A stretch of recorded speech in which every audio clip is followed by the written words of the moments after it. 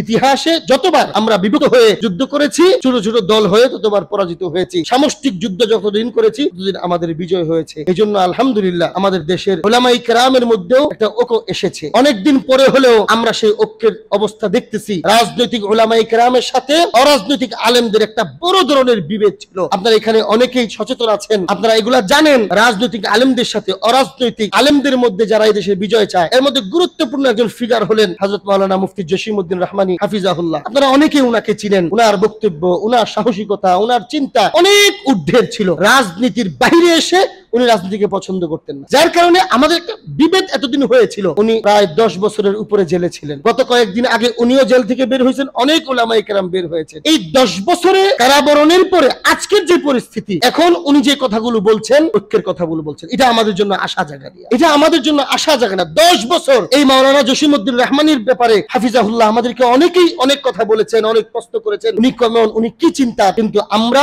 যেহেতু ঐক্য চাই, আমরা যেহেতু বিভক্তি চাই না, এই জন্য হুজুরের ব্যাপারে আমি 10 বছরে কখনোই মুখ খুলি নাই। যারা প্রশ্ন করেন আমি এড়িয়ে গিয়েছি। কেন? এই 10 বছর আগে উনি যে মেহনত করেছেন, উনার মেহনতের অনেকগুলো কাজ ছিল যেগুলো অসুন্দর এবং ইসলাম সমর্থিত নয়। কিন্তু উনার বিশাল একটা অনুসারী, যখন কেউ বলবেন আপনি যে হুজুরের এই চিন্তাটা ভুল, অনুসারীরা বুঝে না, ওরা পাগল, জজবাত। এই জন্যই বললাম ইসলাম আমাদেরকে শেখায় শুধু বুদ্ধিমত্তা এবং জজবা দুইটার সমন্বয়। শুধু জজবা ছিল, যার কারণে ওই ভুলটা বলতে গেলে ওরা আমাদের বিরুদ্ধে কথা বলে। এই জন্য আজকে মাওলানা জসিমউদ্দিন রহমানী হাফিজাহুল্লাহ, এটা আমাদের জন্য আশার বাণী। উনি এখন বের হওয়ার পরে প্রকাশ্যে, আমি অনেক লেখা পড়েছি, কিন্তু আমার ছোট ভাই এক মজলিসে উপস্থিত ছিল, তার সাথে আমি কথা বলেছি। সে নিজে হুজুরের সামনে বসেই কথাগুলো শুনেছেন। হুজুর স্পষ্ট বলেছেন জেলে যাওয়ার আগে আমি যে দাওয়াতি মিশন কাজ করেছি, আমার এই দাওয়াতের অনেক কাজগুলো ভুল ছিল, সেই ভুলগুলো আমি এখন শুধরিয়েছি। ওলা কওমি মাদারিসের বিরুদ্ধে হুজুর কথা বলছেন, এখনো রেকর্ড আছে। হুজুর দাওয়াত তাবলীগের বিরুদ্ধে কথা বলেছেন, ঢালাও ভাবে না, কিন্তু কিছু কিছু বিষয় সামনে নিয়ে। কিন্তু জাতির এই ক্রান্তিকালে ওই বিষয়গুলো, জাতির বড় একটা অংশ কওমি মাদ্রাসার অনুসারী, আপনি বিরুদ্ধে বলে আপনি ইসলামের খেদমত করতে পারবেন না। এই জাতির বড় একটা অংশ দাওয়াত তাবলীগের মেহনতের সাথে সম্পৃক্ত, তাদের বিরুদ্ধে বলে, ফাজাইল আমলের বিরুদ্ধে বলে, এটাকে শিরকি কিতাব বলে আপনি এই দেশে কাজ করতে পারবেন না। হুজুর অনেকদিন পরে হলো সেটা বুঝেছেন, এখন স্পষ্ট এই কথা হুজুর এখন বলছেন। এজন্য এটা আমাদের জন্য আশার বাণী। এবং আমি পরিষ্কার এই কথা বলতে চাই, হয়তো আমার এই কথা হুজুরের কান পর্যন্ত পৌঁছবে, এটা আমার বলতে কোনো দ্বিধা নাই।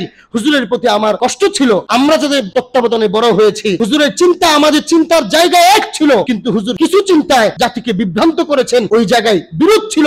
কখনো মুখ খুলে বলি নাই, কেন বিভ্রান্ত হবে, কিন্তু আমরা কান্না করেছি, আমরা দোয়া করেছি, রাতের আধারে কান্না করেছি। আল্লাহ উনার মতো সাহসী, উনার মতো একজন এমন বীর একজন আলেম সারা বাংলাদেশে শেখ উসামা বিন লাদেনের শাহাদাতের পরে কেউ কথা বলার সাহস করে নাই। উনি প্রকাশ্যে উনার ব্যাপারে বক্তব্য দিয়েছিলেন।